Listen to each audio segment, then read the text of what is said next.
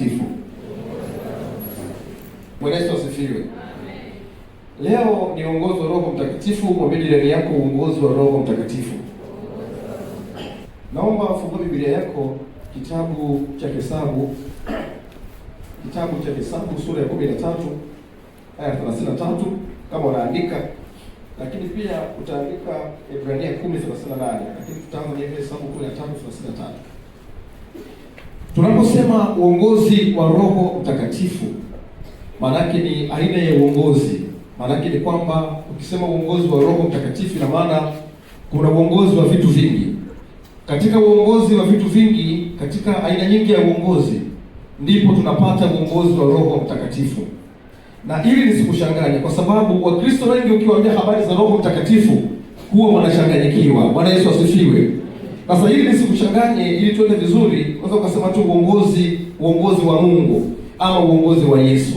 Yaani maana yake Roho Mtakatifu ndio Yesu, na Yesu ndio Roho Mtakatifu, na Mungu ndio Yesu, na Mungu tena ndio huyo Roho Mtakatifu. Kwa hiyo unaweza kusema tu uongozi wa Mungu, uongozi wa Yesu, uongozi wa Roho Mtakatifu, ili mradi tu wewe ukiona kipi ambacho kitakufanya uelewe mapema katika mahubiri mafupi ya siku ya leo. Kwa hiyo uongozi wa Roho Mtakatifu ni ule uongozi wa kimungu. Mwambie jirani yako, uongozi wa kimungu. Wapo watu ambao wanaongozwa na kazi zao, wapo watu ambao wanaongozwa na sheria za ofisini kwao, wapo watu ambao wanaongozwa na wazazi, wale ambao wapo chini ya wazazi. Yamkini kuna wengine mpaka leo wanajitegemea, lakini bado wako chini ya uongozi. Na hapa nikizungumza, mtaniona wale ambao mmeoa au umeolewa. Utakuta mtu umeoa, lakini mwanamke bado maelekezo anataka apate kwa nani? Apate kwa mama. Ina maana uko naye, lakini maelekezo mpaka apate kwa nani? Mpaka kwa mama ndio anafanya. Mama asiposema hafanyi. Yamkini na wale watoto ambao ni rustborn. Ni rustborn, umeolewa na rustborn. Chochote mpaka ngoja nimwambie mama. Kwa hiyo upo naye ndani, amekuoa, lakini bado uongozi wake unategemea uongozi wa mama. Bwana Yesu asifiwe. Na kama upo leo baba ama kijana wa dizaini hiyo, basi Yesu akuponya katika jina la Yesu. Bwana Yesu asifiwe sana. Kwa hiyo uongozi wa Roho Mtakatifu ni uongozi ambao unamtegemea Mungu. Ni uongozi ambao wa kimungu. Na uongozi huu ni uongozi ambao mwanadamu yoyote akiwa nao ni zaidi ya uongozi wowote duniani. Bwana Yesu asifiwe. Mtu yoyote anayeongozwa na Roho Mtakatifu ni zaidi ya mtu yoyote anayeongozwa na kiongozi ama uongozi wa namna yoyote ile. Haleluya, haleluya. Na ili uwe kitu fulani kiwe kiongozi wako, ni lazima kuna hali kwanza ya kumwamini, lakini pia ya kumtii, lakini pia ya kufuata vitu bila shuruti. Ili mtu lazima uwe hali fulani ya kutii. Kama haukubali kutii, hata mtu akisema kwamba wewe ni kiongozi wangu, atakuwa ni kiongozi kwa maneno, lakini katika namna ya maisha yako ama katika namna ya matendo yako, kwamba huyu sio kiongozi wako. Sasa basi nianze kitabu cha Yeremia tuliyosoma kwenye ile sura ya kwanza. Anasema kwamba kuna watu wanajifanya kama ni viongozi ambao mimi ninawaongoza, lakini si kweli. Anasema kuna mahali watu hawa wananipotoshea watu wangu, lakini wanawapa tabiri za uongo kwamba utafanikiwa, na yamkini kwamba hawana sifa za kufanikiwa, kwamba utapokea nyumba, na yamkini hawana sifa za kupokea nyumba, kwamba utapokea mtoto, na yamkini hawana sifa za kupokea mtoto, na kadhalika na kadhalika. Kumbe uongozi wa Roho Mtakatifu sio maneno tunayoyatamka, bali kuna vitu vinavyoambatana na yale matamshi tunayotamka. Kwa tafsiri ya karibu ni kwamba sio kila mtumishi anayezungumza, ama sio kila mhubiri, sio kila mtu anayezungumza kwamba ni kweli anaongozwa na Roho Mtakatifu, kwamba yuko chini ya uongozi wa uongozi wa Roho Mtakatifu. Kwenye kitabu cha Matendo ya Mitume, Biblia inatuonyesha wazi kwamba kuna mtu mmoja alikuwa anaitwa Elima mchawi. Yule Elima alikuwa anaaminika mno na mkuu wa mkoa wa miaka ile, na wakati mwingine alikuwa anapewa nafasi mpaka ya kumhudumia chakula. Wakati mwingine akawa anafanya mpaka miujiza ambao watu walikuwa wanaamini kabisa kwamba huyu ni Mungu, lakini hakuwa yeye. Bwana Yesu asifiwe sana. Sasa uongozi wa Roho Mtakatifu ni mchakato, na ni kitu ambacho sio cha hiari, ni cha lazima kama ukikihitaji. Bwana Yesu asifiwe sana. Unaweza kumpigia Bwana Yesu makofi machache sana afu kakaa chini. Bwana Yesu asifiwe. Sasa basi nataka nikusaidia asubuhi leo kwa ufupi. Wangapi wanatamani kuongozwa na Roho Mtakatifu? Tuseme amina kubwa. Tuseme amina kubwa. Sasa kuna vitu vingi zaidi ya kilonda kwa vitu viwili tu. Kitu cha kwanza kwenye kitabu cha Hesabu sura ya 13:33. Hebu mtu mmoja anisomee. Cha kwanza, Roho Mtakatifu ili akutumie ni lazima uepuke tabia ya kujikataa. Hebu sema kujikataa. Sema kujikataa tena kwa nguvu. Hesabu 13:33. Biblia inasema hivi. Hesabu 13 inasema hivi. Inasema kisha huko tuliwaona Wanefili wana wa Anak waliotoka kwa hao Wanefili. Tukajiona nafsi zetu kuwa kama panzi, nao ndivyo walivyotuona sisi. Hebu sema nao ndivyo walivyotuona sisi. Sikiliza, Roho Mtakatifu anapenda kukaa mahali kwa mtu ambaye anajiamini. Roho Mtakatifu akae kwa mtu ambaye dhaifu au ni goigoi, hapana. Anakaa kwa mtu ambaye anafanyaje? Anajiamini.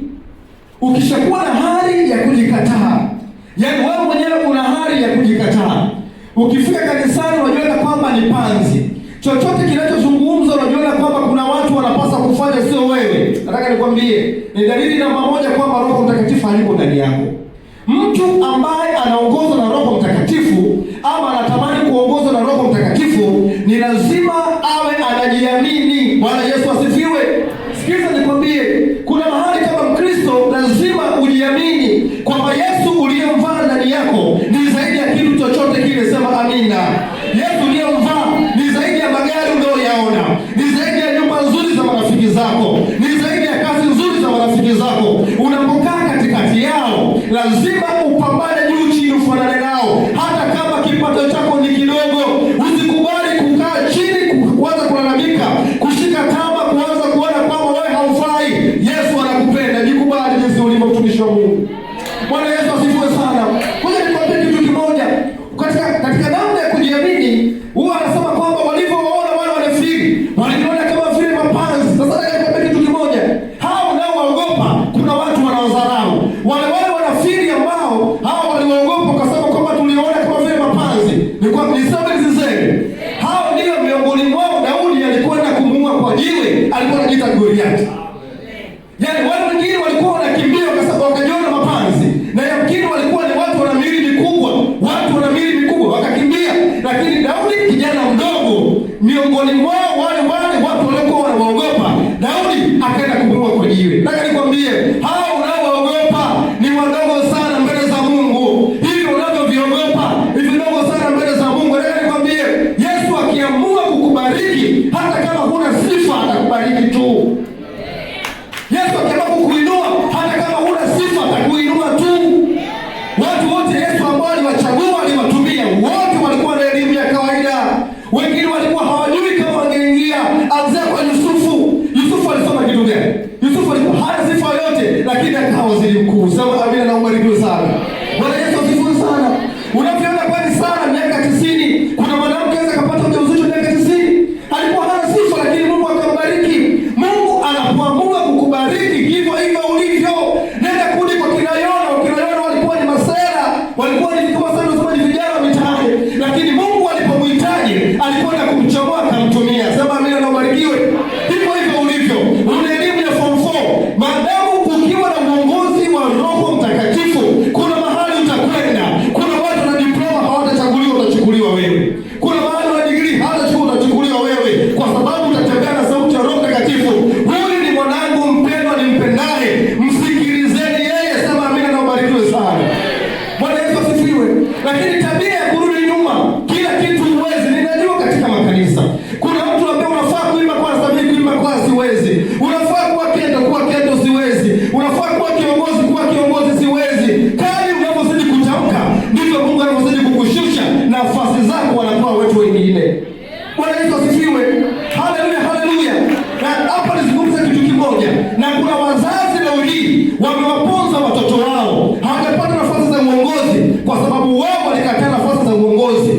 Biblia inasema hivi, wakati Timotheo anachaguliwa kuwa kiongozi, Paulo akasema hivi, imani aliyokuwa nayo bibi yako Yunike ndiyo ninaamini imani Maana hiyo ni kwamba kama mzazi wako anakwenda mambo ya uongozi, basi jua kabisa kwamba watoto wako watakuja kuwa viongozi, wajukuu wako watakuja kuwa viongozi. Lakini kama tu uongozi wa jumuiya unakataa, nataka nikwambie, mpaka mnazikwa kaburini hamtakuwa na viongozi wote.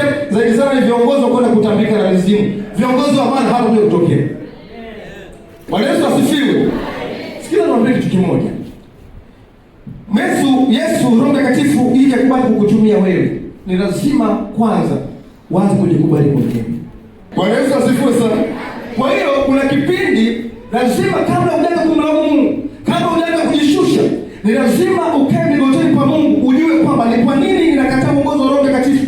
Kwa nini nakataa sauti ya Mungu? Lakini vile unavyovitamani sio vyako, na vile unavyovitamani havifai kuwa vyako. Usitamani nyumba wewe, usitamani magari, usitamani watoto kabla haujamuuliza Roho Mtakatifu. Acha kujidharau jinsi ulivyo. Wewe ni wasabani mbele za Mungu. Hebu sema mimi ni wasabani mbele za Mungu. Mwambie Roho Mtakatifu nitumie kuanzia leo. Usikubali. Bwana Yesu asifiwe sana. Roho Mtakatifu atakapokubali, hebu jikubali. Hebu jikubali kwa mimi ni mtu wa Mungu. Mimi Yesu ananipenda na ninaishi kwa ajili ya neema yake. Bwana Yesu asifiwe sana. Lakini pia namba 2, kitabu cha Ibrania sura 10:38-39 anasema kwamba ili mtu wewe uwe na uongozi Roho Mtakatifu ndani yako, epuka kugairi mambo. Mwambie jirani yako, epuka kugairi mambo. Wewe kila siku unagairi tu. Mara biashara hii unagairi, mara mwezi huu tena kujenga kiwanja, tena kuanza kitofali. Ikifika ukiona vibia visangeti na ushagairi tena wewe chupa moja hadi ushasahau. Mwezi huu mwanamke wangu mwezi huu unapata ushajari, haushiki jambo moja. Epuka kugairi mambo. Mambo mangapi? Sasa Roho Mtakatifu anasema kwamba moyo wangu mimi, nasema mimi nawapenda watu anaosema, lakini napenda kumtumia yoyote, lakini mtu yoyote akisita, anasema roho yangu haina furaha naye. Tabia ya kusita. Kuna vitu unataka kuviacha, unasita. Roho Mtakatifu hawezi kukutumia hata siku moja. Epuka kugairi mambo. Mambo yaanzishe. Yaani kama mwai na ile mwai. Roho Mtakatifu anapenda watu ambao wana maamuzi sahihi. Kipindi fulani kuna Biblia akasema kwamba, akamwambia kwamba mtasita katika njia mbili mpaka lini? Si ndio? Kama ni bahari awe bahari, kama ni Mungu awe nani? Awe Mungu. Epuka kusita, epuka gairi.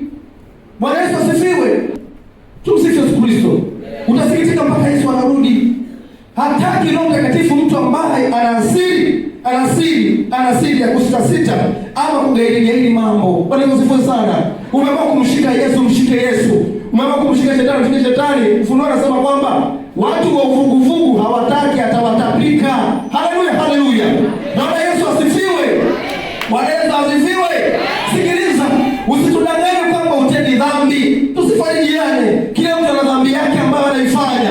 Na usinyoshe kidole kwamba dhambi yako nzuri kubwa kuliko yako. Hapana, yako mwenyewe inakushinda. Lakini tunaposema kwamba unapoingia kwenye chumba cha siri, unapokwenda utubu kweli. Roho Mtakatifu hataki mtu ambaye anatabia kugairi. Maana unamfuata au unamfuata, anasema simtaki. Asubuhi ya leo Mungu akupe ujasiri. Mungu akupe ujasiri wa kutembea bila kusita katika jina la Yesu. Wakorintho wa 2 sura ya 5 aya 17. Mungu anasema kwamba ili akae ndani yako, usipende kukumbuka mambo ya nyuma. Usikumbuke mambo uliyofanya muda mrefu, na hasa dhambi za muda mrefu. Kila mtu ukimuuliza, lazima kuna dhambi alifanya muda mrefu. Na hiyo dhambi hata kama akiomba vipi, shetani akimkumbusha tu ile sauti, anasahau maombi yote. Maombi yote anasahau. Yaani kuna mtu mimi najua dhambi zangu muda mrefu. Mimi najua. Yaani mimi nizitaje kwanza, kazitaja au mkataanika mkaondoka. Sasa bani. Bwana asifiwe sana. Haleluya. Kila mtu anazo zake, lakini kuna dhambi ambayo kila ukifumba macho inakujia. Kwa mfano, mama, labda ulitoa mimba utotoni. Ulitoa mimba hapo, na baba umezalisha hapo, unajikaza unaipa tenza, lakini kuna watoto, mmoja yuko Kigoma, mwingine yuko Katavi, mwingine yuko Singida. Tunakuangalia vitu wewe unaona sasa tujue tukataa, lakini Mungu anajua. Kwa kile ukitaka kuomba, kuna kale kasura ka Katavi katoka, kanakuja kasura, kana mafua, kanafuta mafua. Uniform watu wengine katoka Singida, kanakuja, kavaa uniform za shule. Ujasiri wa kuomba unapungua.